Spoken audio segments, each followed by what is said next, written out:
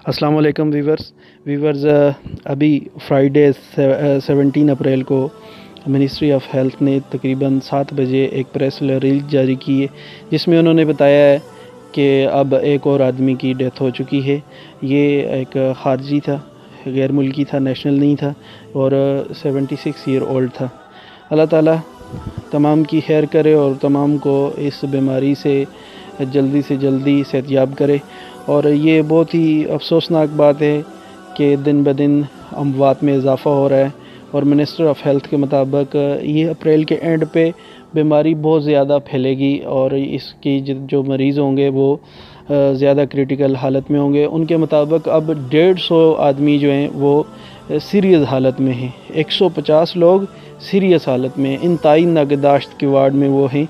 अल्लाह ताला सबको सेहतयाब करे और अपने प्यारों के साथ दोबारा से ज़िंदगी जीने का मौका दे। अल्लाह मग़फ़रत करे, जो भी हैं जिस भी मज़हब से हैं, अल्लाह ताला उनकी खैर करे, उनके घर वालों के लिए आसानियाँ पैदा करे।